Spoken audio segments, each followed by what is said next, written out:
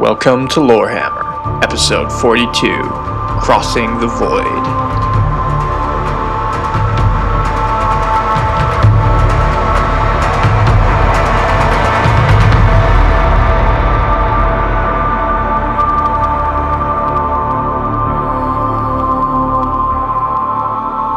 Hello and welcome back to Lorehammer. My name is Eric. Hey boys. Hi. That's Mark. Joining us today we have Rio. Hey guys. How you doing? Good. Thanks for having me back. Good to have you back. When was the last one you were on? It's always Tao. I think it was. I think it was Tao. Oh no, actually no, it was the alien species, the extended aliens. That must have been a while ago. Has it been that long? It's been a while. Oh, that's It's been a unfortunate. minute, hey? Yeah. We have done a lot of Tao recently, and it has been bullshit. I'll tell you that. It has been a lot of bullshit. It's been so much Tao. Also joining us today is James. Hi, my duties are undefined here. Undefined. Yep. Let's explore that. I don't know what that means. Undefined. Yeah, like what am I here for? I don't know. have no idea. But this is our first episode recording where Jordan is not officially with us. So everyone pour one out for your boy, shed a tear for our man, and swiftly move on because we don't give a shit. All right. Oh my He's god. listening to this. I know he is. Jordan, if you're listening, please come back. Took me too long to work on technology. I've been doing Instagram Live and people jump on and Yeah. Jordan's come on a couple times and be like, hey Jordan, and just signs off right away. Makes sense. Yeah, it Why would doesn't he either. ever want to talk to No, us? I like to think he misclicked on it and joined it. Fat fingered it. Yeah. But yeah, we recently bought a laptop Yep. with the donations from our Patreons, our patrons, as it were, patronettes. No girls are No. contributing to No. this. And if they are, it's actually their boyfriend contributing just in their Exactly. name, just like how I pay my wife's food bill and stuff. Yeah. I Your don't wife know. has a food bill? Yeah. Like, she sends you like an invoice? she's You're like, allowed- I ate this many crackers. Yeah, she's allowed a certain amount of food, can't let her get chubby. Oh my god. Oh my god. Anyways, we were able to buy a laptop. Thank you to everyone who contributed. What we also had to do was buy recording software. So altogether, like, I think we spent close to $900 in total. Plus, it almost broke Eric emotionally, mentally. Yeah, little before this, I was a couple seconds away from having a little bit of a meltdown. But hey, you know what? All's well that ends well in the world of Lorehammer. But we did have, after our pleas for patrons, we had like some awesome people join. So we just want to thank some. Our newest patrons are Adam, Michael. Oh, sorry. Did you want to say it? I thought we were going to do one and one. Sure. You know what? Let's do it. Because I also want to show my appreciation. Let's Yeah. do it. Show your appreciation. Undefined James. Yeah, Undefined James. Well, I don't have the link here, but thanks, Gary. Gray. Gray Gary. That's what I like to call And him. then, Rio, if you could just thank the next person on the list. We'd like to thank Bill Bixby. Yes. Bill Bigsby actually is a person that is dear to us. But also dead to me. Also, well, he might be dead. Is he dead? I don't know, but all I know is he can't go back to prison.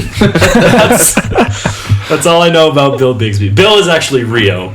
It was one of Rio's characters in our game. So thank you, Rio, for supporting Is us. that why we had him on this episode? That is why. He paid to be here. Oh my god. How else do you get So this is the precedent going forward that each new Patreon you're gonna fly here and then have on the here. podcast. Well, hey. All expense paid trip. If we ever get a donation for $10,000, we will pay for you to come here.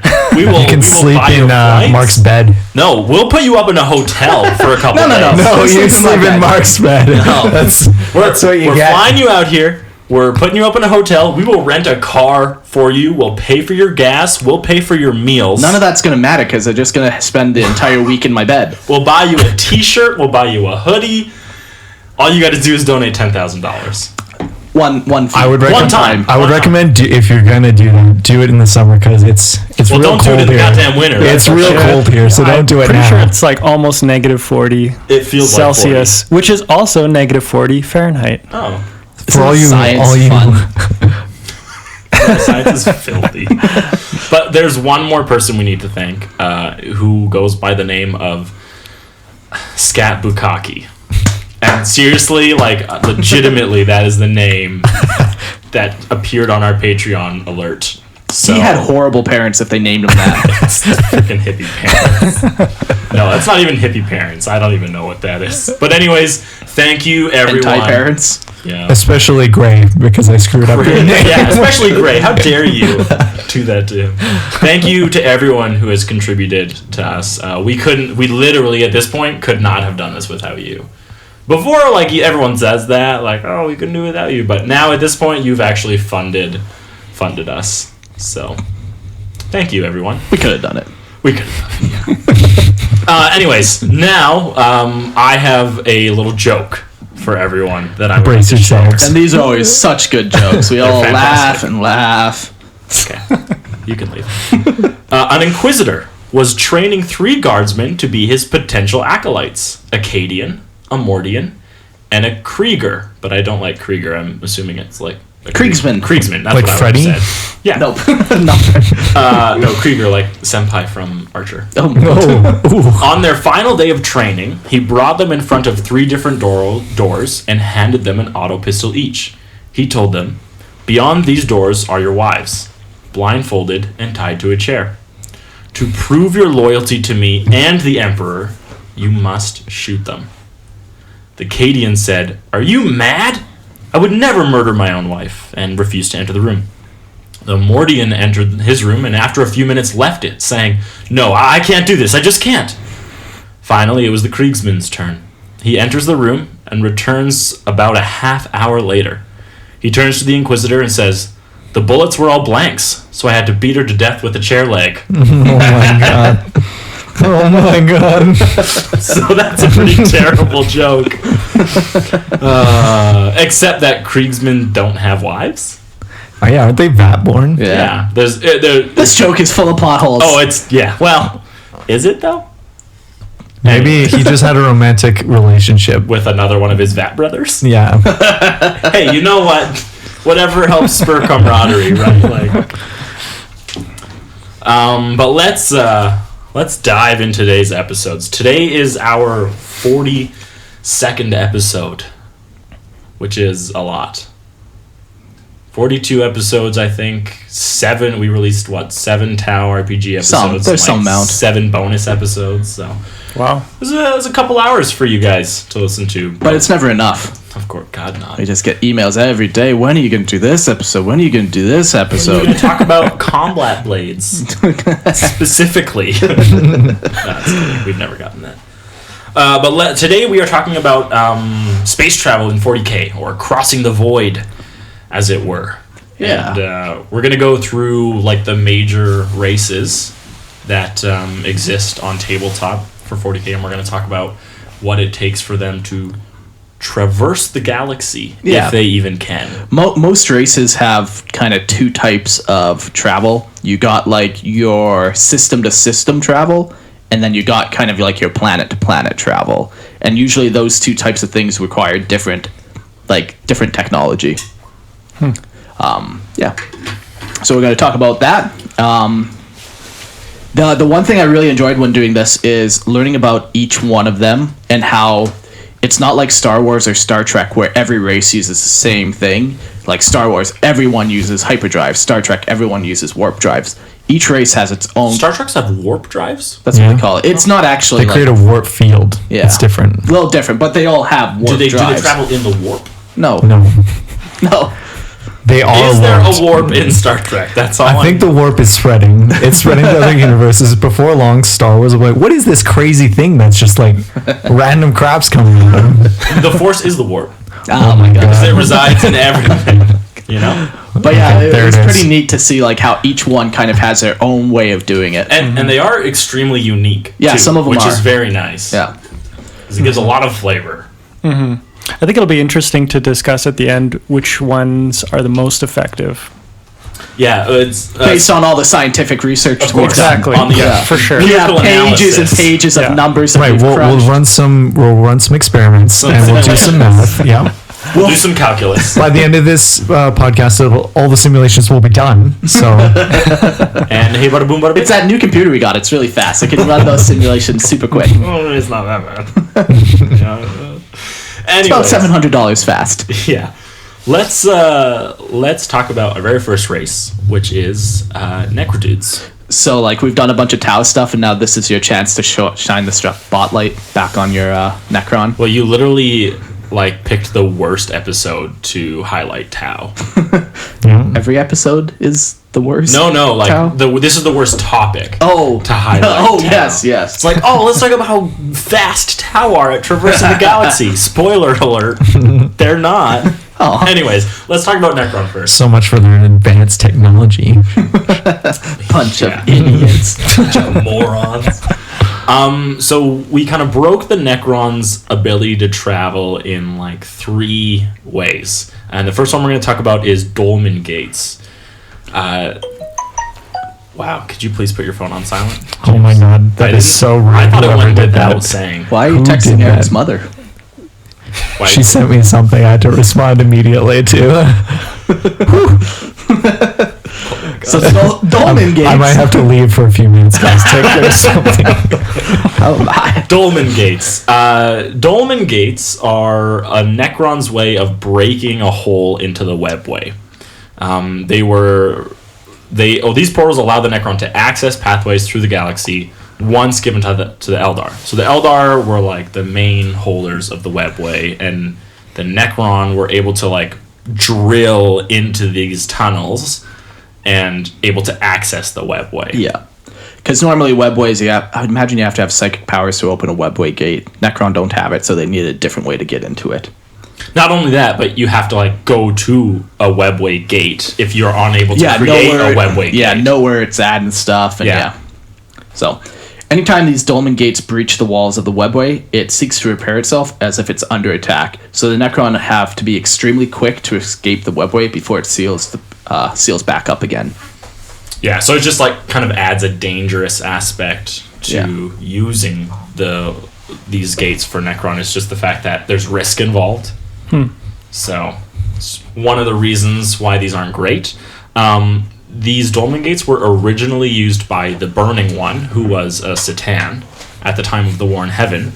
So it was like his dream or whatever to lead the Necron into the webway to destroy the Eldar. Because that was one of the last bastions they had against the Necron after the Necron were kind of scourging the galaxy. They had like the safety of the webway, and then this guy came along and was like, nah dog, we can get in there. We can get in Just raw dog it in. I was going It's a for it. translation Yes. from binary to. They don't speak binary. Yeah, they do. I'm pretty sure, right? 1100. Yeah, they're robots. Yeah. They would have to. It's no other way. This was the Satan. He's called the Burning One, and he was the first one to like either make or use the Dolmen Gates. That one was a little tough to find out. Yeah. But the bad thing is that most of the Dolmen Gates are actually missing or destroyed at this point. Yeah. So they are an extremely rare thing for a Necron to have, but not only that, they're dangerous to use just because... You get trapped in the webway. Yeah, you get trapped in the webway because the webway will try to fix the hole in its side? Skin? Yeah, I'm trying to picture how these things work. So is it like a big portal, or is it a big physical gate? It makes me think of like Stargate Atlantis and how they have like that portal that like people walk through. I've never even fucking seen the show. Okay, so it's an actual Oh my structure. God. I would imagine, it would be. Interesting. Because the Necron aren't psychic. Yeah. Well, And- okay, here's my question. If they died in the webway, would they get transported back? I'd say probably not. They're like in a different It's dimension. a different dimension. Yeah. So if you wanted to kill Necron permanently, you lure them into the webway? Yeah. Maybe. With candy. Of Yeah. course. What else would a binary speaking robot want? Yeah, maybe they can't phase out once they're in there just because it's a different... Now, Necron, and we're going to get to this later, like, they are familiar with, like, other dimensions and, like, traveling to them, but I think this is just... The webway isn't just another dimension, it's also, like, a psychically tuned thing, and the Necrons just have never been able to manufacture something Yeah. like capable of replicating like access to the webway, which is why they're not creating more dolmen gates. Right. Yeah, and I think it is like a static thing. Like it actually is like a giant gate, just because it's able to be destroyed or lost. So it's not just like if it was like somebody with like a power to create it, you can't really lose that. Yeah, because you just take that person with you. Oh, or okay, whatever. okay. Yeah. Or you could And replicate that power. Yeah, So they're not building new ones. They're just No. using existing ones. Yeah. Built by Satan? yeah, Yeah, either the Satan built them or the Satan were the first to show the Necron how to use them. Yeah. That's a little unclear. yeah. But yeah, it's kind of cool. It just rips a hole in the webway. Yeah. Webway. And the webway does have like naturally occurring exits and like flows to itself. Yeah. So then they would just go and shoot out another end of the webway. And Yeah. Like a one-way ticket, you can't enter back into that thing. So that's one way that Necron used to travel across the galaxy. But I don't understand why they use it Why not? when they have inertialess drives, which effectively allow them to teleport. Yeah. So let's talk about inertialess drives. All Necron void ships use this, and basically what it does is it reduces the mass of your ship while preserving the power of thrust. These ships also use stasis for their passengers. Which doesn't make sense. No, but basically you can take like a billion-pound starship and make it essentially weightless, as light as a feather, and then if you even flick it, it fucking flies, right? So then you attach a huge fucking engine on it, and you Capable of producing like megatons worth of thrust. yeah. And now you're really cooking with science. Yeah. So an inertialess drive that the Necrons have effectively allow them to travel at much faster than light speed. Yeah, and safely in too. complete safety. Yeah. Because this isn't using the warp. No, Right. no, this is in- pure technology. Pure science. What would happen if you hit something though? You'd have to make sure you don't run into anything on the Yeah, way. it would be like Star Wars, like when they do their hyperdrive. Yeah, yeah. Like you gotta calculate it. Because and you're make still sure- existing in space. Of course. So if you ran into something, you'd rip your ship in half. So there is maybe I guess that is. some risk to Yeah. it. Well, okay, so they no longer can teleport, but they just make a bunch of tiny jumps. But another thing is because they're inertialist, there's no such thing as momentum. So you can go one way and flip around and turn the other at zero cost. And Interesting. you go the same speed. So, like, sure, they might have to course correct and turn. Right, but that wouldn't there's even be a big deal. No, it's not. That's at interesting. all. Yeah. That's actually a really cool way of doing space travel. It's very different than other methods proposed in like any other universe I've heard There's of. a lot of unique ones. Yeah, but another thing about this is that like all Necron ships use stasis. Yeah. It's like something that they're really known for is like these massive crypts on their ships that like Necrons sleep in. But it doesn't really make much sense. Like what's the need for sending things in like their warriors into stasis when they have the ability to move as quickly as these inertialist drives give? Yeah. Well, technically, even if you're moving at the speed of light, Much faster than the it still speed of takes a light. while to get across the universe, right? Because Yeah. doesn't it still take light hundreds and hundreds of years to get across the But- aren't they, galaxy like, anyway? I mean, basically immortal? That's another thing. They are immortal. And they can repair themselves. Like, Maybe they get bored easily and they're just like, I they're don't short want to sit in this attention ship span, so- for so long. It definitely could be that, right? It's like, like in Star Wars, like those things that go crashing on Naboo, and they're like they just have like row upon row of those Copy strike. robots. Copy strike. What are those robots called? droid to cars. Roger. No, Battle droids. those are just battle droids. Sure, why not? Who cares what they call it? But that's the image I kind of get when I think of like Necron being in stasis, just tightly packed in to like these small areas. right. And I think it's like less of there's no need for them to go into actual stasis. I think it's just like a packing and moving thing. Instead of having Sure, you need less space to Yeah. store all your warriors. Instead of having hundreds of thousands of Necrons just constantly like standing and milling around and like looking at each other, they're just packed tightly in. And then at that same time they just are like, well, there's no reason for you to be powered up, so power down. Yeah. So it's not stasis because they need to like preserve life or anything. For me it's merely a packing. Sure. Sure, that makes sense. Yeah. Yeah. They're robots. They don't need leisure. No. There might be an out-of-universe explanation as well. For the last couple editions, there's been speculation that this inertialist drive didn't even exist. So this is a throwback from Necron before they became the Necron they are today. Like, there's like the two sides of the Necron where they're all soulless warriors controlled by the Satan. And then they did that huge fluff change where now they're they got their lords with personality and they actually control the Satan. So we didn't hear anything about this inertialist drive for 6th edition or 5th edition, 6th edition, 7th edition. And recently they've come out with a couple games like Battlefield Gothic. Yeah, where they actually mention this again. So they actually do have this technology. There's a couple other resources out there too. Where do you mean Battlefield, the second one, the one that just came out? Yeah. Okay. There's a couple other references that have come out like just super recently. So before this, they introduced like the Necron having these giant spaceships that were super slow, and they were tomb ships. Yeah, and that's where they needed the stasis from because they didn't have this super quick teleporting technology. They literally just had to float across the galaxy, so they needed the stasis. Yeah, just to preserve systems and stuff. But now that the inertialist drive is for sure back, but they never removed the stasis tombs, it's kind of one of those things where take your pick. Well, you don't take your pick. You take both of them. No, it could be that some Necron ships don't have these inertialist drives. Yeah, it might be a rare resource. They all do, but yeah. Well, what do they know? This is all just information the Imperium has. So maybe some Joe thought they had inertialist drives and they don't. It could be. You know they what? They could easily retcon it that way. So. Oh my god. No, don't give them the freedom. I've solved all of Games Workshop's riddles. Really? All of them. All of them. There is another way that Necron travel through the galaxy, and this is in the use of wormholes. So the interesting thing here is that with monoliths and night scythes, if you're a Necron player, you know what these are for, but I'll just describe it to you. A Necron army on the tabletop, you can place warriors or immortals outside of the board, and then a monolith or a night scythe can effectively deep strike these guys in.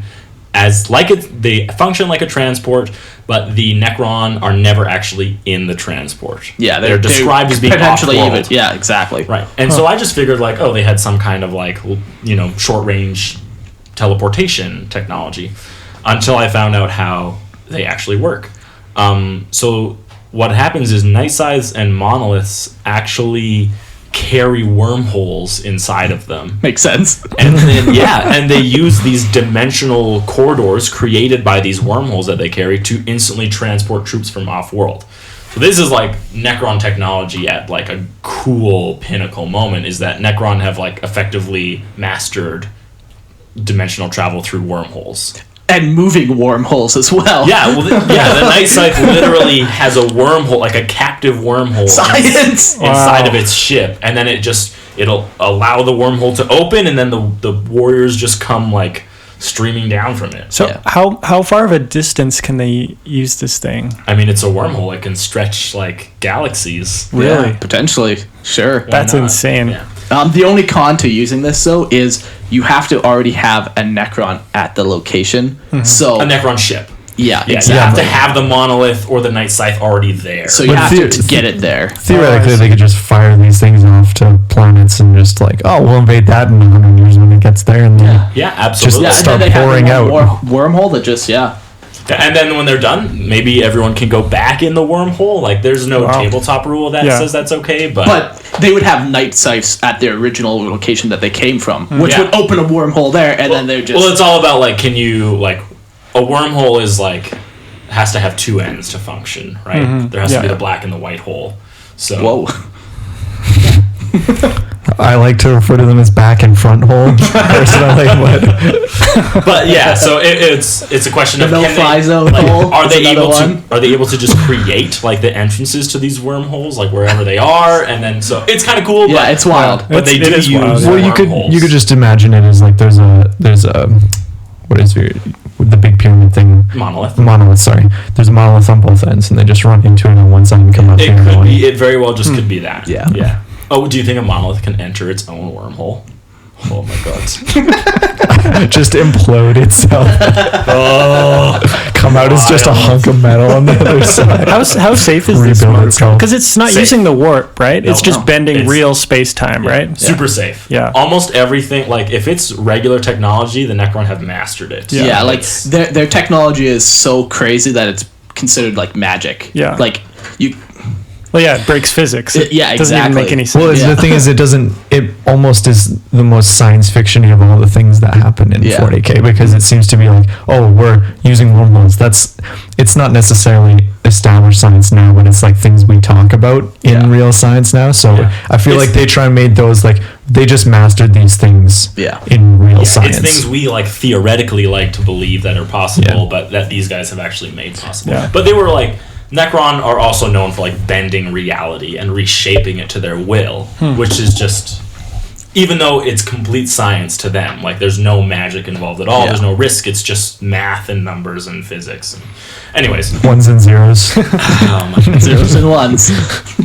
and there's one final thing we want to talk about with Necrons, and that is death marks and flayed ones.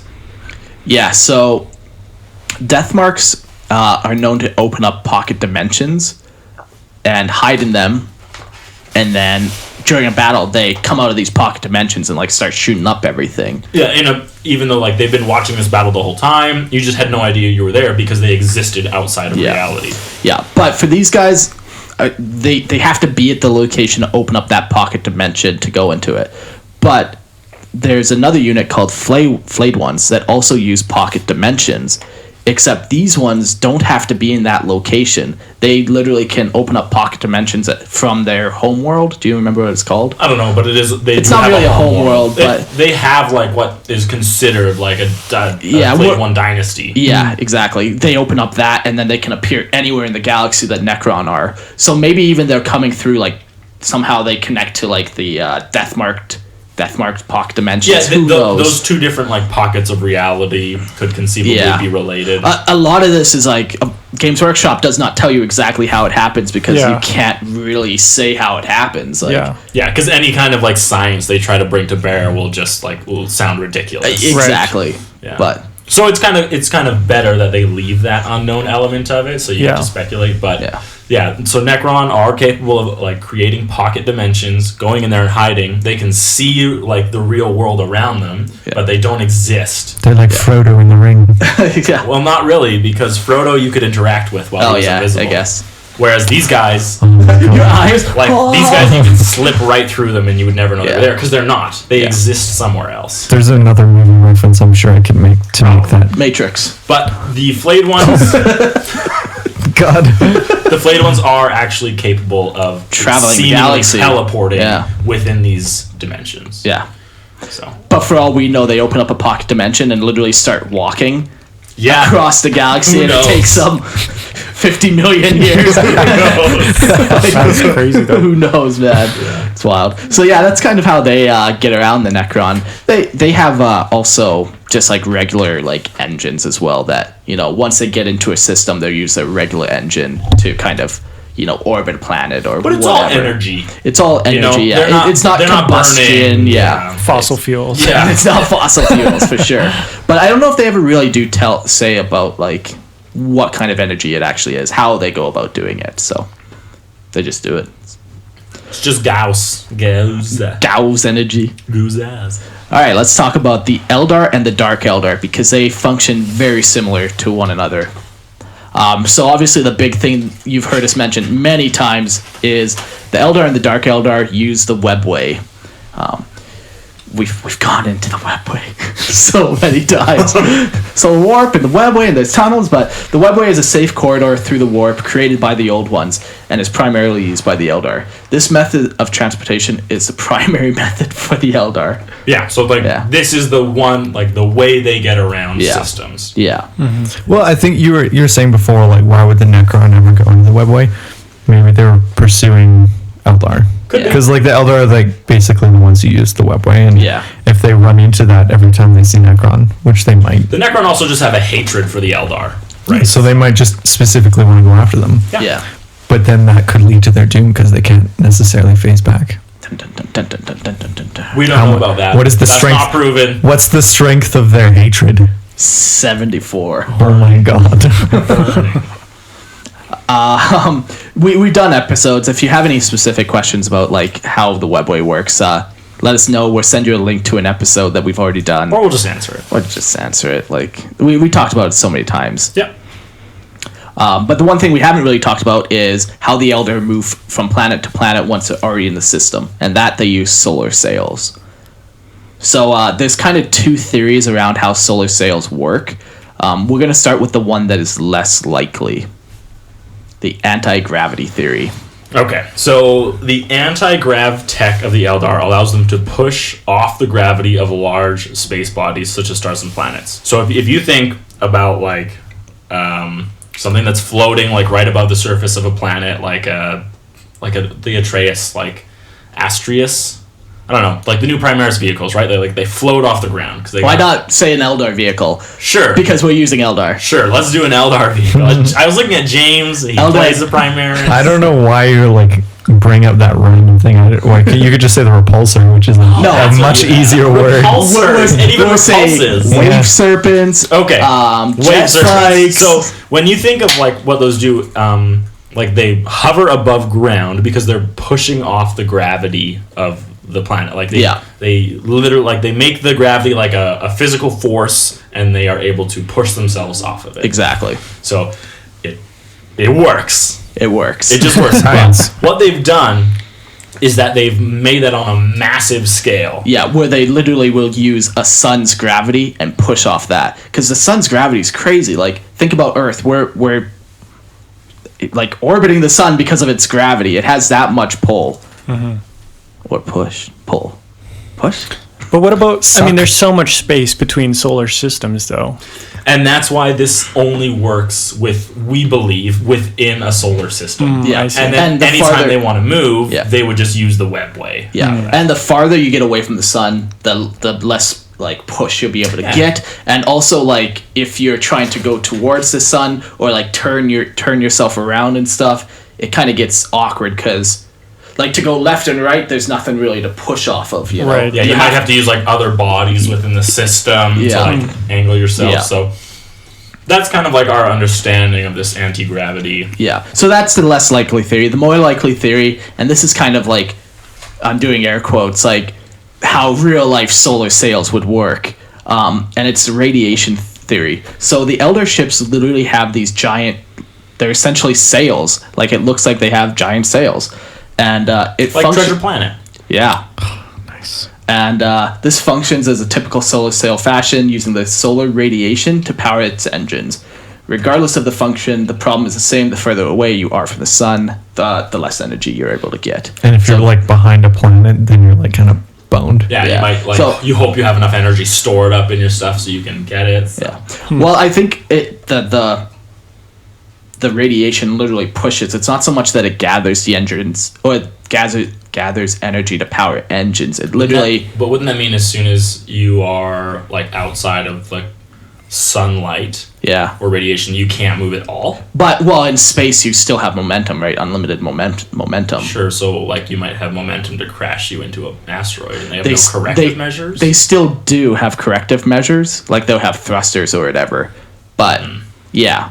It doesn't seem very good. Yeah, it really doesn't. Especially compared to inertialess drive. Yeah. Yeah. But even compared to like human stuff, it's not good. Yeah. It's green. It's green energy. No one gives a shit about that. Oh yeah? Yes. You never heard of the Green New Deal? Lots of people give shits about the Green New Deal. Don't worry about it. Some people will get it, others won't. I don't get it. That's fine. It's okay. AOC? Let's never say that though. I don't call Eric whatever the initials of his fucking name is. People who say AOC are fucked. Eric is so confused. Time to move on. Alrighty. Some American politics are free. Like green energy. That's all I'm saying. No one in 40K cares. Eldar. No. If anyone were to, that would be the Eldar. Yeah. They seem like they'd be like, I want to protect this environment that I'm in. That makes the most sense. If like the humans don't give a damn, they'll like exterminatus the crap out of anything they want to, but like the Eldar would be like, oh, I want to make this garden so beautiful. wearing their little beaded necklace and stuff. Naked, probably. Yeah, just seashell necklace. Oh boy. Yeah, so they use solar sails. Eldar also have warp drives, and we'll talk a lot more about this at the end of the episode. But the Eldars use the warp drive as like a last resort. The main reason being they don't have Geller fields, and we'll talk more about that. What that is will become very clear at the end. But that's a last resort for them. Yeah. They will never use that unless they absolutely have to. Yeah, like their solar sails are wrecked. They can't get access to a webway. Like all their psychers are dead. Yeah. So that means all the Eldar are dead. Yeah. Perfect. I like this future you've created. There are no Eldar. All right, next. Let's talk about the Tau. Oh, nice. This is the best big race topic. ever. Big topic right here. Super important. Lots of innovations within this one. It's because they're smarter than everyone else. All that technology they got. Yep. They're better at tabletop too than everybody else. Okay. Okay. You want to play again, Mark? Oh yeah, buddy. The Tau fleet is called the Kor Vatra and is crewed only by the Kor or the Aircast. Kind of makes sense. They have... Well, this is like an older engine that they had. They still use this engine. Still use it, but it's not... It comes from a much earlier time, so probably like 500 years ago. Right? Yeah. No. So this is called the gravitic drive. And this is actually probably one of my favorite ones. It's very, very unique. The system works by placing a gravity field ahead of the ship, which then pulls the ship forward. And then the gravity field is then placed further ahead of the ship, and then that ship is then pulled after that. And so it's constantly placing like mass and gravity ahead of itself and being pulled further towards that mass. Yeah. So weird. I don't know how you do that. It's so cool. Like they just project a field in front of them. Yeah. It's awesome. It's wild. It's such a cool thing that that's never even entered my mind. To just be pulled by gravity. Yeah. Like the bouncing on it makes sense. And latching onto things like what we'll talk about with Tyranids, that makes sense too. Yeah. But this like creation of an artificial gravity field in front of you is really cool. Yeah. Low impact. Yeah. That's and green. then You see, the Tau would be second. They're the second most likely to care about that. That makes sense to me. Because it's, all that greater good ecology ground. The problem with this drive is it's extremely slow compared to anything else out there. Yeah, and it's not actually extremely slow. It's just slow compared to warp travel or inertialess drives or the webway. Yeah. So because they probably can only generate so much energy to create so much of a gravity field, so they can only go so fast. Yeah. But they got a way around it.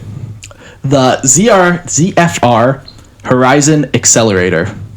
Just rolls off the tongue. Yeah. Just imagine saying that in Tau speak. Oh my There's a God. bunch of fucking apostrophes just thrown in there randomly. So, to fire. What the hell? That's how you pronounce it in Tau. I looked it up. I think you're possessed. What was it? I missed it. Nah, it's a one-time deal. I can't say it ever again. If you were listening, that's your fault. Well, you can replay it if you want. Just go over that over and over again. Put you to sleep at night. So this was originally an alien race's warp engine, which the Tau were able to replicate for their own ships. Yeah, so they found like a warp drive, because this is a warp drive. Yeah. And they capable of like entering the warp and going like warp speed. Yeah. But so they found it, reverse engineered it, and then multiplied. Did they say what alien race they took this from? They don't. Yeah. Probably like the Apoctroon type race. One of those races that met an Maybe that was unfortunate end. why they ended up killing the Poctrons. The thing is, like, it's a race that's psychic capable. Yeah. Because if you aren't psychic capable, warp drives just don't work for you. I don't know about that. What? The warp drive is literally technology that rips a hole into warp. Not according to the ZFR Horizon Accelerator and why it never fully worked for the Tau. That's just because Tau suck. It could be that, or it could be why Games Workshop says it doesn't work. So they found this drive. They initially tried to activate this drive on their ships, but it was disastrous because the Tau could not produce any psyker to create a link to the drive. So what they say is that there's no Tau capable of activating the drive, and that it does require like psychic energy. And the thing is, this alien race might have made it that way, but like Imperial warp drives, they don't need a psyker to use it. Yeah, you could easily say that it's just specific to whatever race they got it. Exactly, and I think that's definitely what the case is. That makes sense to me. Yeah, because you're literally just opening a rip in real space somehow. Yeah, I guess it would depend on how that drive functions. Yeah. Mm-hmm. But that like would there's a switch internally that only a psyker can flick that switch. Yeah, and the Tau couldn't. All that would mean is that the Tau just have to take like an Imperial warp drive, and now they have warp capability. Yeah, I think what happened is this kind of just scared them away from warp technology in general. Because they still use it. But like they only do partial things. They have tons They do as much as they can. They have tons of Xenos races that have warp travel capabilities, and they do not use it. They do not like the warp.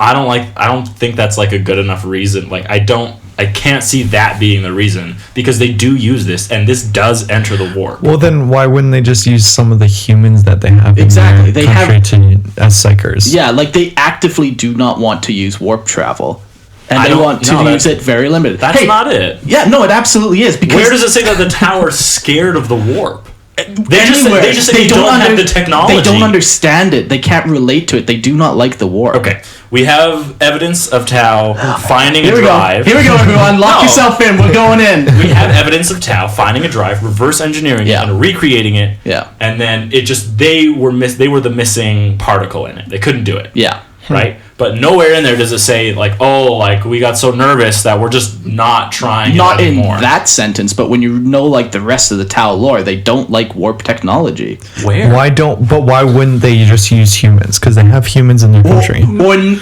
Nikasar, or any of the other. The Tau they don't have a warp presence? Is that No. how it works? They have a minimal one. And it's so minimal though that Chaos also leaves them alone. If anything, warp travel is safe for them. But maybe it Way has safer something than any to do other with race. what happens if you don't have a presence and you go into the warp. Maybe it doesn't.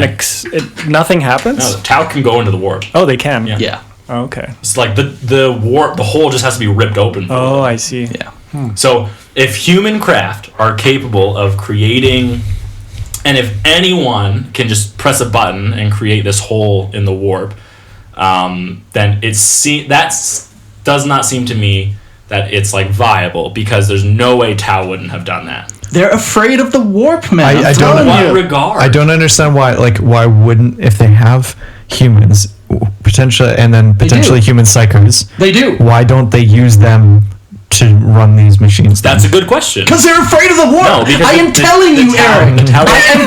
Eric, I am telling you, they Lord, do shut not up. like the warp. The Tau are too. Fuck. The Tau don't like anyone Sometimes else. we get into these conversations where I know I'm right, and I know you're wrong. Please show me.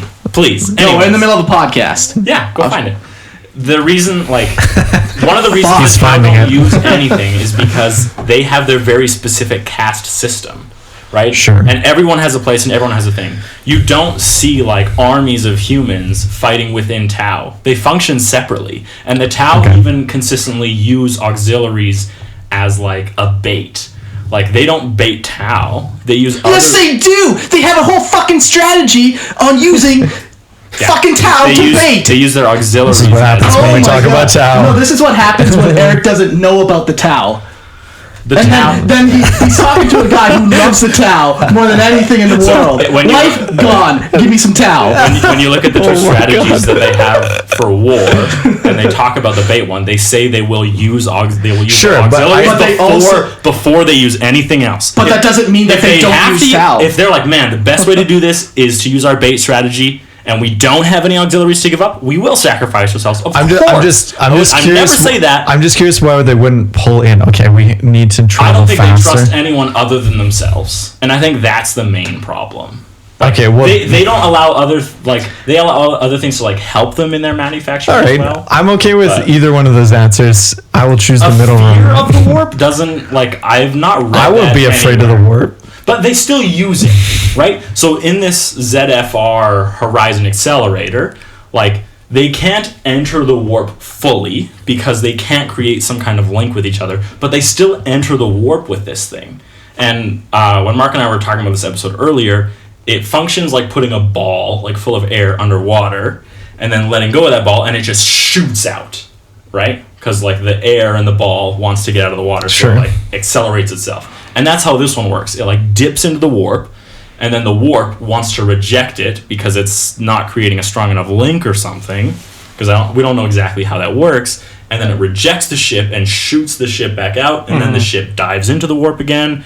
And the warp rejects it, shoots it out, and that's like the idea of like a Tau skipping stone. So it like dips into the warp, comes out, dips in, comes out, dips in, comes out. And so they aren't scared of going into the warp. That's they do it. It's a super cool, interesting way of traveling. Like it's cool. It's an interesting. What's cool is that they found a way to make it work. Could it maybe be why they don't want to fully go in is because they don't have like a Geller field or and they don't have psychers to protect them. Okay, well they don't understand. Maybe that's why they like to bounce. Maybe. Well, no, because they can't. They've tried, and this is as much as they were able to do with this engine.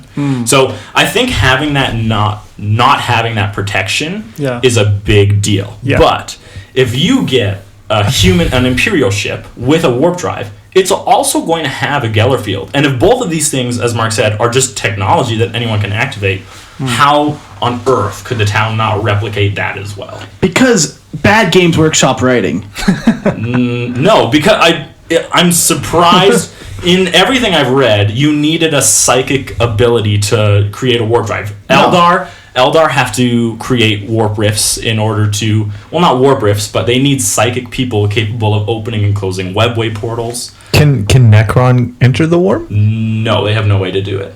So maybe... they have no way to stop the warp. So maybe that makes more sense then, that you do need to be a psyker. Because that's what I had always thought. The Necron have all the technology, basically, and if they can't get in... Yeah, and they can't even recreate these dolmen gates, which are capable of burrowing into the webway, which isn't even the warp. It does make sense to me that you would need some sort of psychic capability. The way you're explaining it, though, and the way that, like, why can't Necron do it?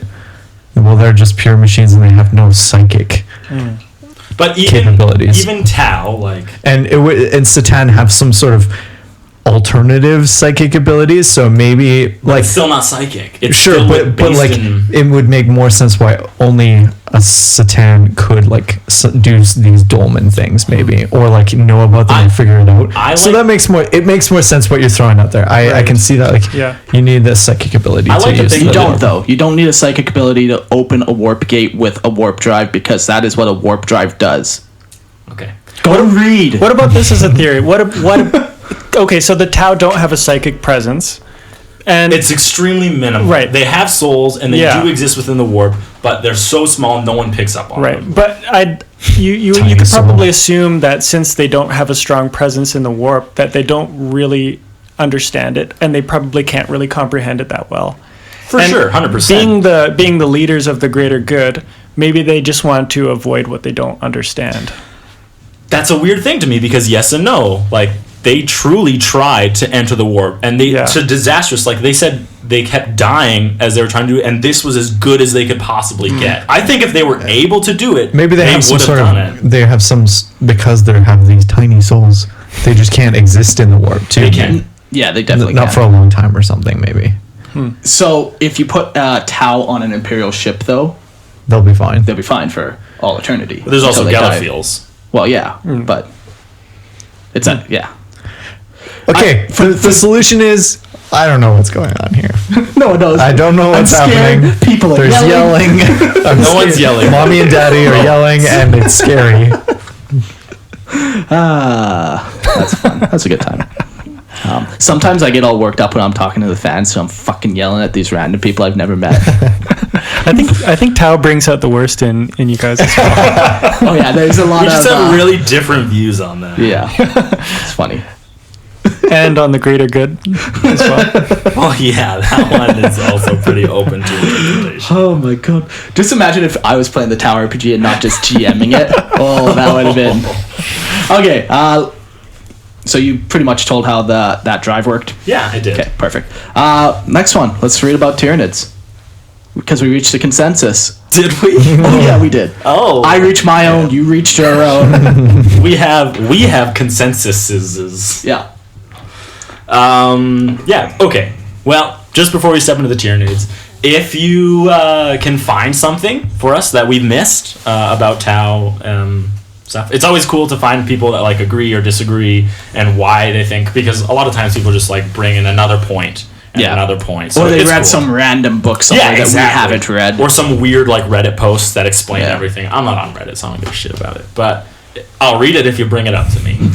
Anyways, but let us know if you have... I am too good for Reddit. Let us know if you have anything else on Tau space and warp drives and stuff. Now we just gonna get flooded with like, oh, they can't do it. They can't even. They're a minor spacefaring race. They can't even traverse the galaxy. They only have 7 planets. That's true. They only have 7 planets. It's gonna be good. Let's talk about Tyranids. We did do an entire episode on hive fleets. Yeah. But kind of like a little area section of it, we talked about spaceflight. So if you want like a more complete thing about hive fleets in total, go listen to the episode 28. Because what's unique about Tyranids is all Tyranids are actually living organizations. They are also organizations. Where like, you know, the Eldar have like this, like the webway where it's like it's not an Eldar. Right. So, yeah. So, listen to episode 28. Yes. But what's important is the Tyranids have an organism that can fly around in space, and it's called a narval. A narval.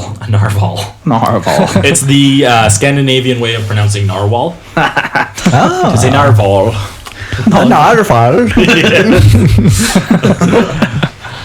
This organism is capable of locking onto the gravity of a planet from immense distances. Like across the galaxy distances. So like these can sense gravity from immeasurable things. Like it should be impossible, but they can.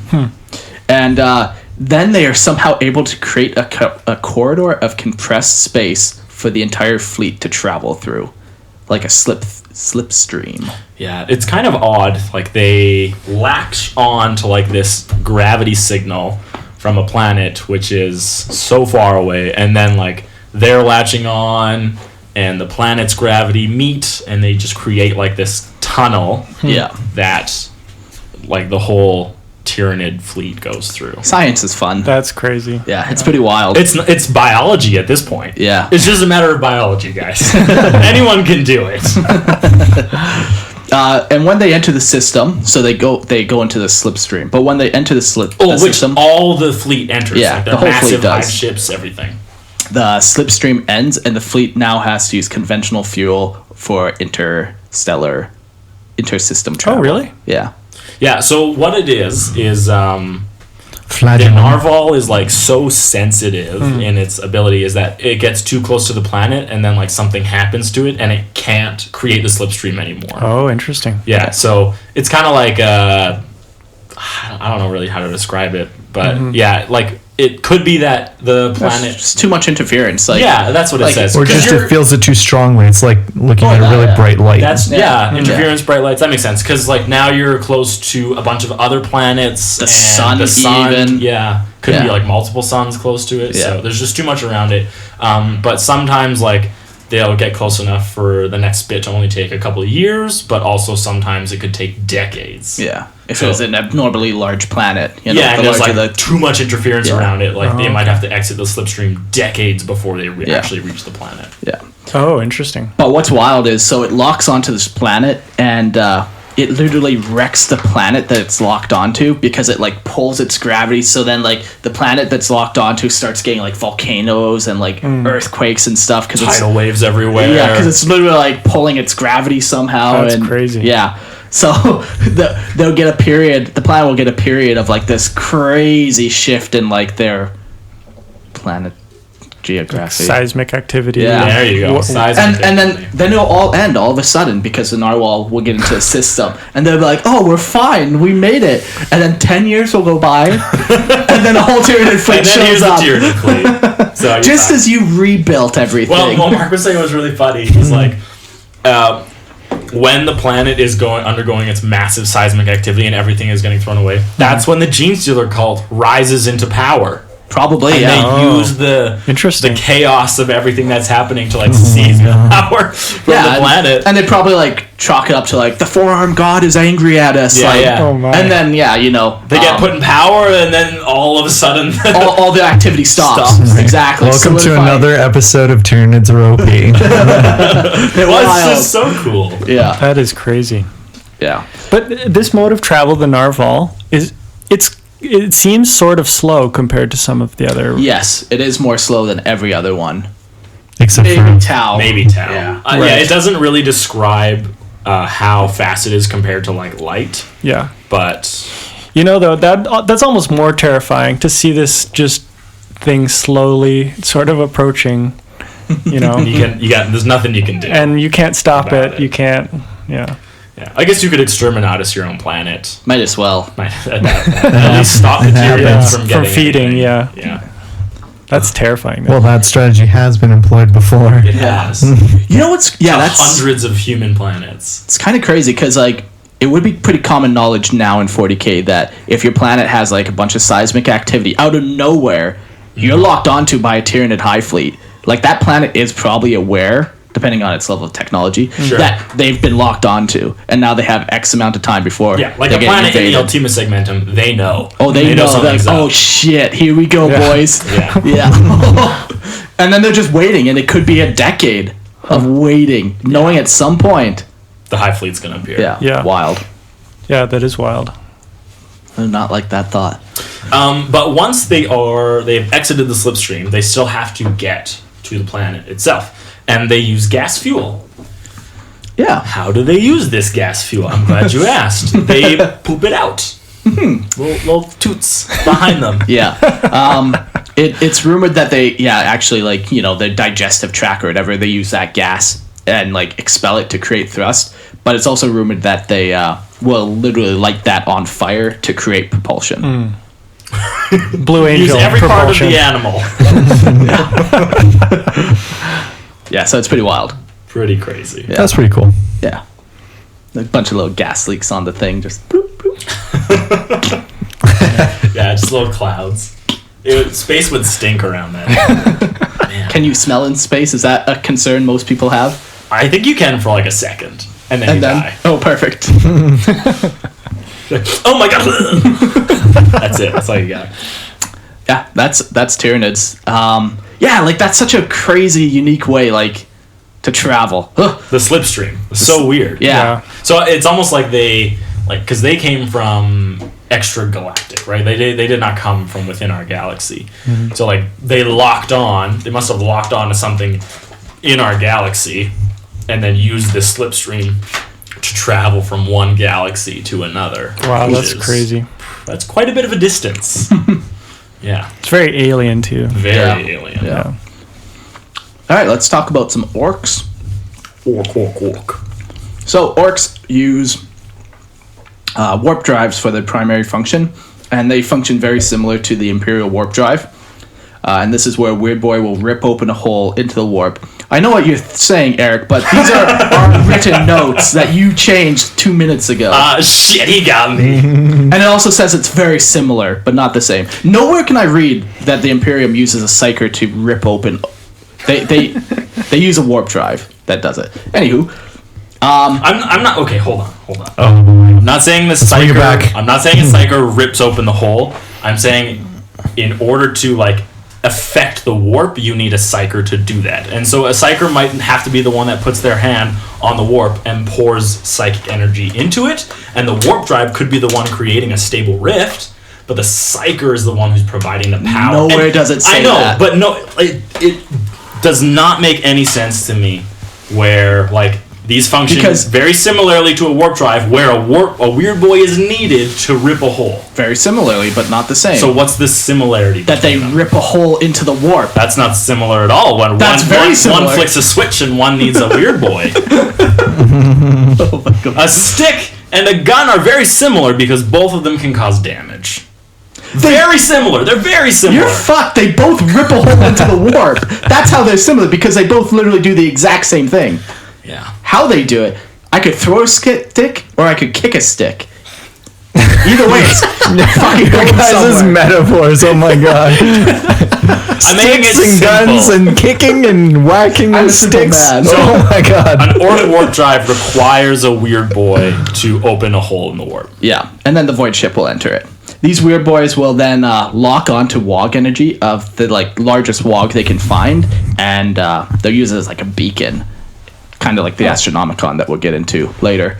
And yeah, they'll just lock onto that because they know that's where the largest presence of orcs is, and that's where the biggest fight's going to be. Or they'll just follow their heart and just go wherever they want, do weird boy things however they want to do it. The interesting thing about orcs is that they do not have protection from chaos. Yeah, we mentioned the Geller field before, but yeah, the orcs don't have it. So while they're in the warp for potentially months and months, they're getting invaded by demons, and they're just loving it. Having a grand old time. A zonking good fight. That's what I wrote down. I like that. Yeah, so that they use warp drives. What they also are known for, orcs are known for looting. So literally, they'll use any type of anything that they can get their hands on. Like sometimes they might have an Eldar craft world, and they'll use that. Sometimes they might use An entire craft world with the orcs on it. Yeah, they'll use Tau drive. They'll use anything they want. If they got a hold of a dolmen gate, you better believe they're going to be using that. Like anything that they can get their stinky little green hands on. The best thought is, though, one of them mounts a narval, lassos it, riding in space on top of this narval. I imagine he's dead, just like frozen in space, dead, riding the narwhal. He still had he's still having a good time. Yeah. Even though he's dead. But, yeah. Another thing that is pretty common for orcs to use are space hulks. And they're basically these like giant floating wreckage of space debris, spaceships, and whatever that like a warp drive is malfunctioning on it, so it like jumps into the warp randomly and then fuses to like other machines and other things, and then it exits the warp. So orcs will hop onto these like giant, like huge continent-sized, like wrecked spaceship planet things and fight on them, and then they'll jump into the warp, and then they'll fight demons, and they'll pop out of the warp randomly, and they'll get to a planet, they invade the planet, and it's a Uber system, I guess, for 40k. Ubers when they take you where you might not want to go. Well, if you're drunk, it's like if you're drunk and you're trying to take an Uber, and every time you And get the out, Uber driver's drunk too. yes, and you're getting into fistfights on the way. There's a stick there, I'm sure. But something else that orcs use are, like, we have coined NTFL or NFTL. Not faster than light. Yeah. So they'll also use, like, rockets, right? And big... Oh, well, I guess let's talk about other things first. Asteroids and rocks. Yeah, so Oh, yeah. orcs will literally land on, like, an asteroid that's flying across the space, And they'll just go They'll and just wait go with for that just ride asteroid. it. Just ride it. Fucking doing orc things, I guess. That's awesome. And they'll even like build little engines onto the back of it so that they can then direct it towards a planet, and then they'll just fucking shoot it at a planet while still riding it. And then now a planet fall. And now we can start fighting on a planet. Yeah. so wild. Oh, man. Yeah. That's awesome, though. That's really cool. Yeah, orcs are good. Like, such a crazy way to do things. Because they don't care where they're going, just as long as they get somewhere eventually. It's true. All they want to do is fight. Yeah. But they also have jet fuel, so they very much use like combustion engines to kind of get around, like, you know. You see it on their copters and their bikes and their Exactly. trucks and stuff, so. Yeah. But hey, there's nothing wrong with them putting a friggin' warp drive on that truck and making it work. Oh yeah. That warp truck is fast. Their fastest land speed is definitely some orc strapped a warp drive onto To them. himself. Yeah. To himself. He strapped an inertialess drive to it. Exactly. Yeah. Someone just punched him. Absolutely. Classic orc. So now we'll talk about the Imperium. And this is where a lot of the terms have been thrown around, like Astronomicon, Gullerfield, and stuff are going to make sense. So the Imperium's primary system-to-system travel is the warp drive. And this is a device that rips a hole between reality and the warp. The ship will then fly into the warp using conventional fuel, and then it'll ride the currents of the warp, because the warp is just energy, right, flowing around. So it has currents going which way, and there we go, and the warp. And so it will literally like navigate these currents, and every now and again it'll use like its conventional fuel to like, oh, there's a better stream of energy over that way, so they'll use their conventional fuel to like launch over to that one, and then they'll ride that current for a while. And then when they get to the destination, they'll use their warp drive again to rip open a hole between the warp and the real space, and they'll fly out. All the while, if they look out the window when they're in the warp, they just see fucking demons like clawing at the outside of their ship and stuff. The Gellerfield, yeah. So there are two types of jumps that a warp drive will make with the Imperium.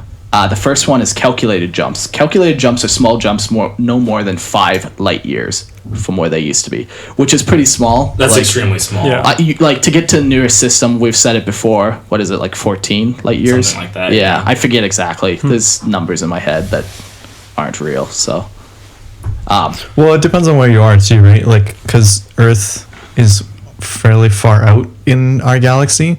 But if you were further in, it gets denser. denser. So maybe if there's like, they're only going. But 5 light years is just relatively very small. Sure. Yeah. I'm just saying like that might get you to another system if you were further towards the core. Exactly. Yeah. So this relies on using like a lot of computers to like use previous warp data of where currents are and stuff. It's very much unreliable long distances, which is why they can only make the 5 year. Because the warp is constantly shifting, so you have to like have these calculations like, we know this little part is stable, but like as soon as you get into that warp stream, it could change and throw you off track. So the longer you're in the warp, the more likely it is that the warp stream's going to change. So they're outside of the warp and they're just calculating, oh, we found this current, quickly jump, and then they jump into it and they take that real quick jump, and then they leave. That's right. So the other thing they have are piloted jumps, which can go up to 5,000 light years, which is a lot. You're in for the long haul at that point. And this is done by reading and steering the ship across the currents of the warp. So this one, they're like actively navigating the warp, try to choose those different faster slipstreams. That's using a psyker to do that? Yes. Yeah.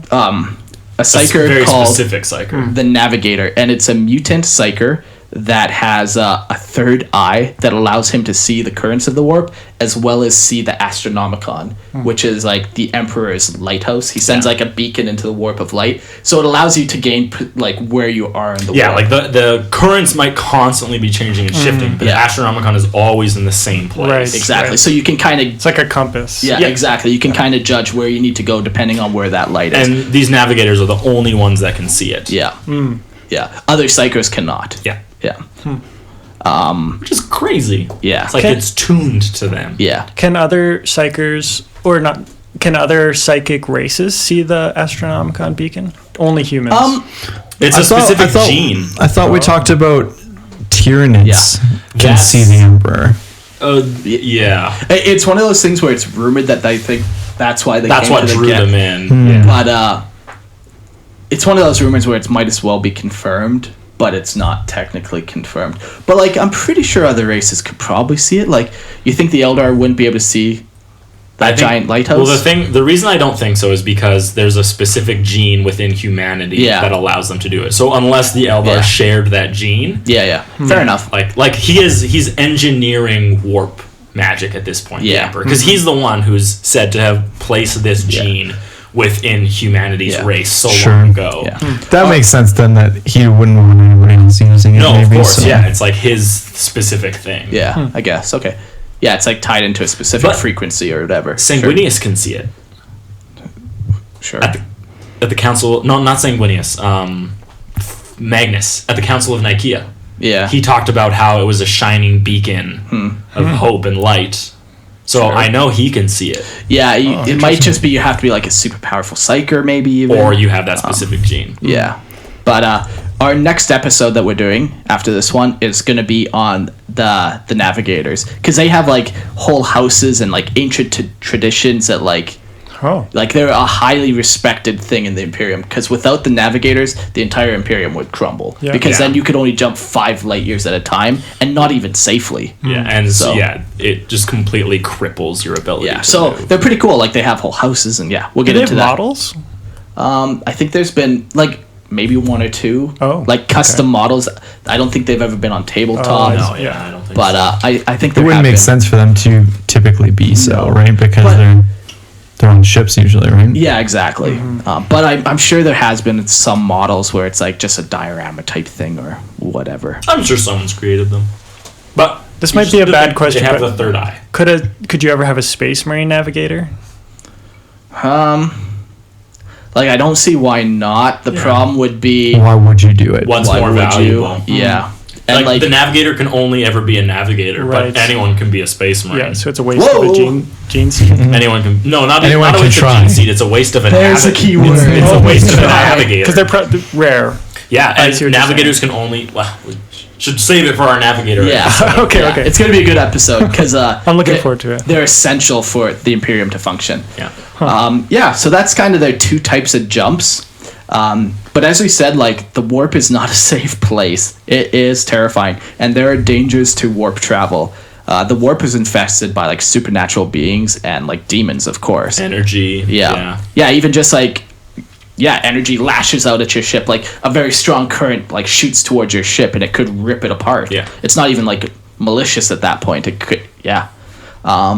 So many races have created a psychic barrier that actually repels them, and humanity's version of it is called a Geller field. And this is another just piece of technology. Yeah, and basically what it does is it creates a bubble of real space around the ship, so that it can kind of just like, It's like you take that real space that, like, you activate your Geller field, you put this bubble around yourself, and then you go through the warp, and you exit another area, and now that area, you remove that Geller field, now that space that you took with you now exists in that other area. Yeah. Let's use a water metaphor.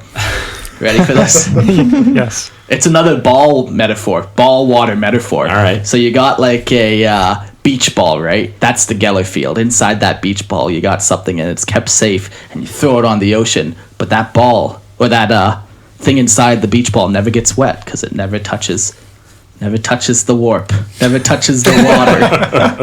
How'd I do? That's okay. It's all right. Not my best warp analogy. But it's kind of cool to think like you're technically moving space. Yeah, that is interesting. Yeah. That's cool. Yeah. But occasionally technology fails. The machines are fickle. That's what I've heard. Machines are fucking fickle. That's right. And entire souls are devoured if this Geller field fails. Makes sense. No big deal. It'll happen. Entire souls or entire ships? Both. There you go. Well, where do you think all these space hulks come from? There's got to be ships left over to fuse with asteroids and other ships for orcs to fly on. Oh my god. Yeah. Definitely the souls are gone. 100%. Those don't last long in the warp. The other crazy thing about the warp is time in the warp and time in real space function differently. So when you're doing warp travel, you could make the same route multiple times, and it could take you different amounts of time. Yeah, because they function differently. I don't remember reading any way around that either. There is one way, which we'll get into later. Okay, but if they're bringing real space in with them, is time changing in that real space they're in? So no.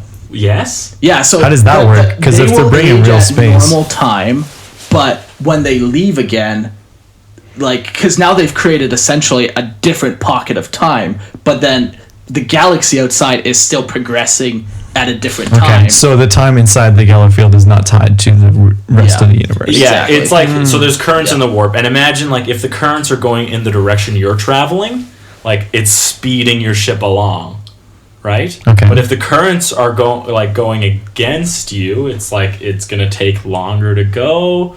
True. I don't know. Time is a weird one when you're thinking about the warp, but there's not any like. The warp is like a river. That's another analogy I got for later. Water. It's all water-based. The warp is like rain. Well, it could. Demons invading a planet? Falling down like raindrops. Yeah. There you go. Little pieces of warp. Little warp guys. So that's kind of how the Imperium does it. There's a lot of like little details that we're going to cover further when we talk about navigators and stuff, because their sole purpose is just to make warp travel possible. So next episode. So now we'll talk about chaos and how chaos travels. Oh, they didn't talk about conventional fuel. Oh, yeah, they have conventional fuel. So they got rocket boosters, and their primary source of fuel is called promethium, which is just gasoline. How dare you? It's sacred. Sacred gasoline. For their combustion engines.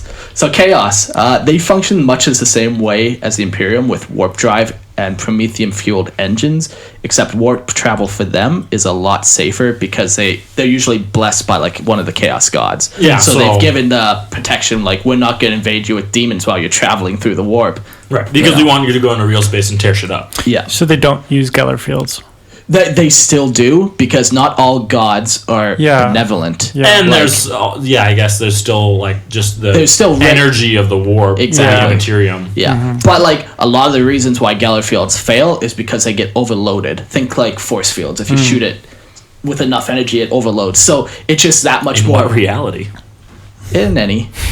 In ours? Sure, yeah. We just haven't reached that time yet. It exists. Oh, yeah. Just not right now. Or not on Earth. Sure. You think we're the only sentient things out there, Eric? No, that's preposterous. You are preposterous. Wait. I'm the preposterous one?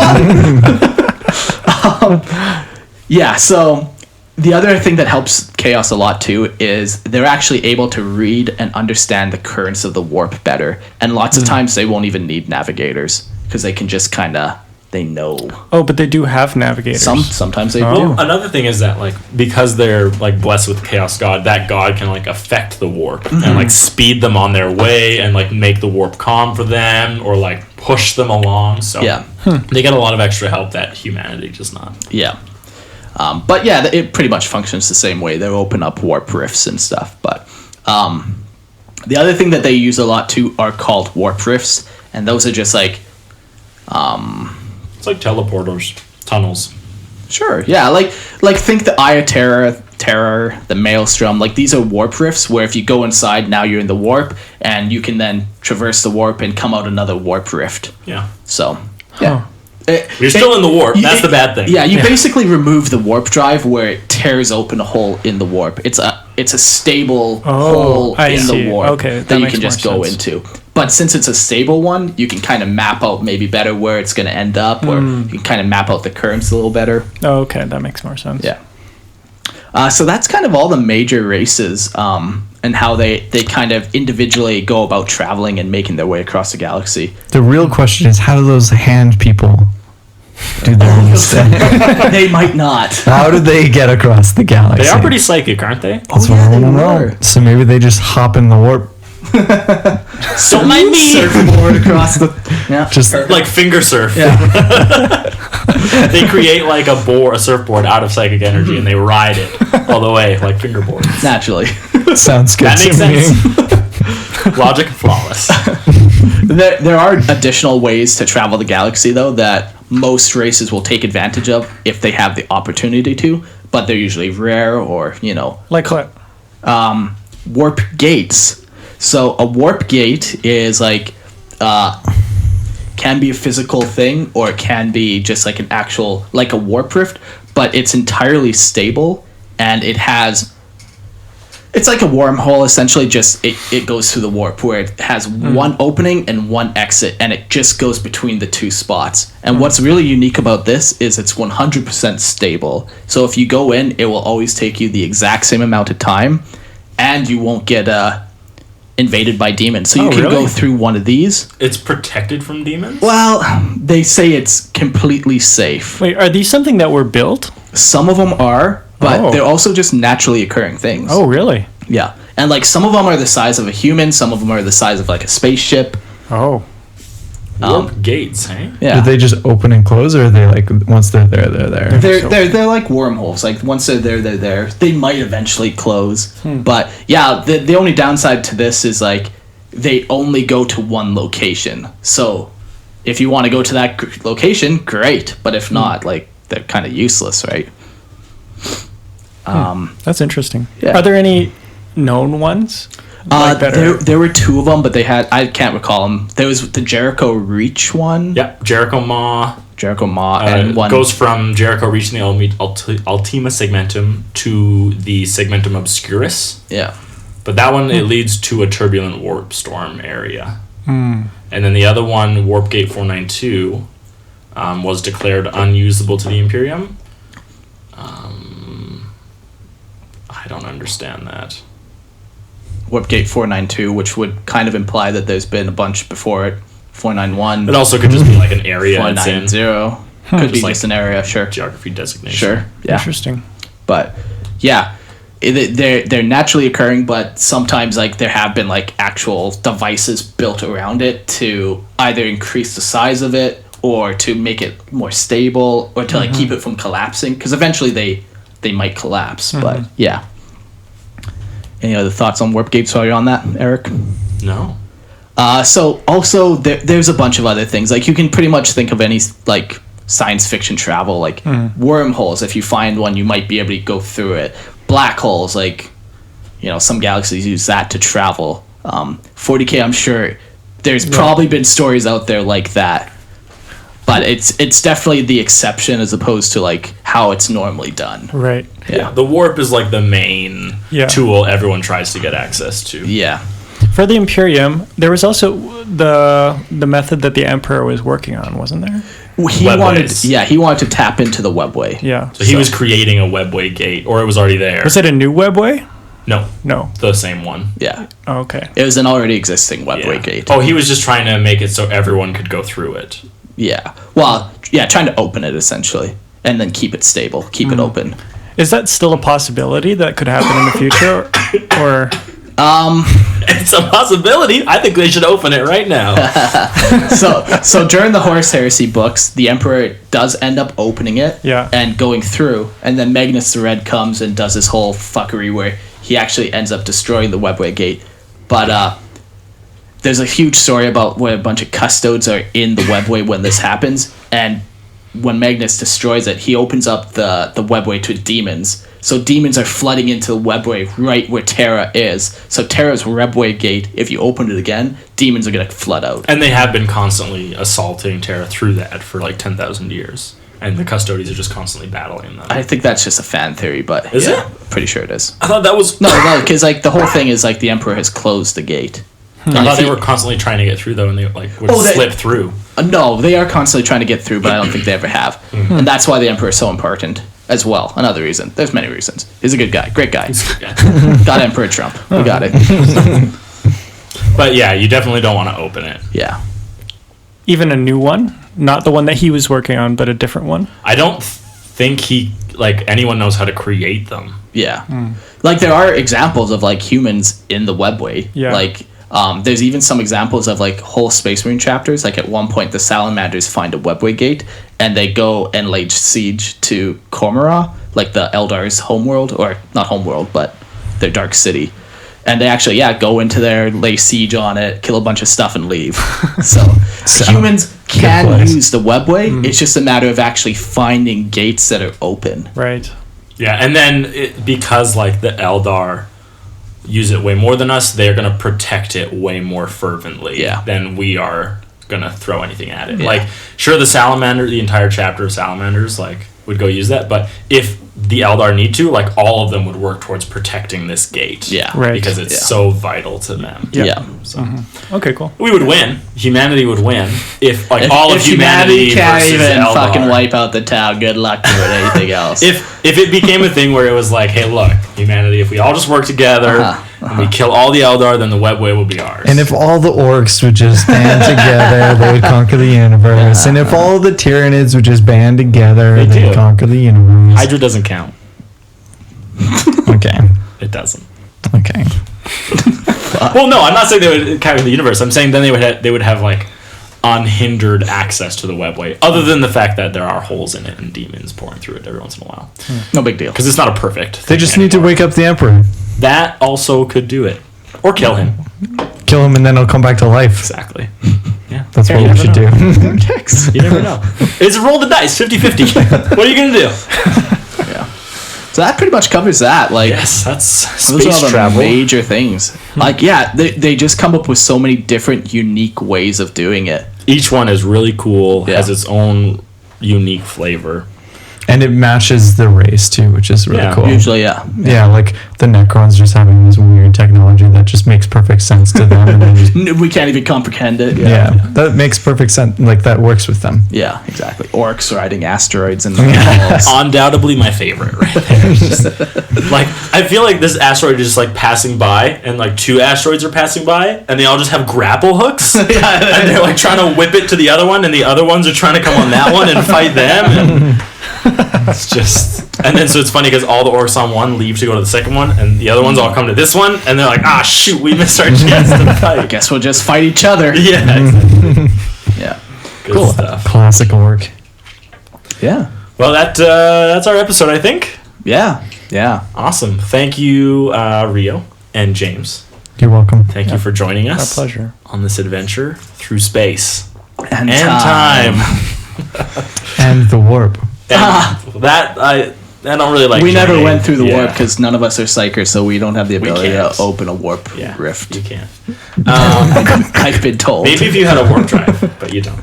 Yeah, I can't. I don't have the psychic ability to turn it on. That's what I like to hear. It's best to keep it that way, because if I found out all of a sudden you did have that psychic ability, I'd have to kill you How would you go about killing them? with a stick. I'd kick it out. Kick or throw. It doesn't matter. You're dead. Either way. I'm going to give that stick to a peasant, and he's going to give it to another peasant, and then that God. Peasant railgun! I'm going to create a peasant railgun. Oh God. Anyways, thanks for joining us, guys. One more thing. Oh, okay. I've been hopping on Instagram Live a lot last couple nights, and I'm just painting, talking to people. So, yeah, join me for painting. It's very motivating painting with other people. It's very depressing painting alone in my garage. There seems to always be playing like depressed music in the background, so it's nice not to be like that. That makes sense, though. Yeah. It really does. Even if my phone's dead, there's still music, depressed music coming out of it. I don't get it. It's in your own head. Maybe. I don't know. All I'm saying is the music ends when I I'm can on hear Instagram it, Live. and then I can't. But yeah, it's been a lot of fun. Hop on there, join me. Yeah, it's good. It is cool. Get some stuff painted. Well, we'll see you guys in 2 weeks, I think. Yeah. Cool. Thanks for listening. Sayonara. Bye-bye. Au revoir. Baba booey, baba booey, baba booey.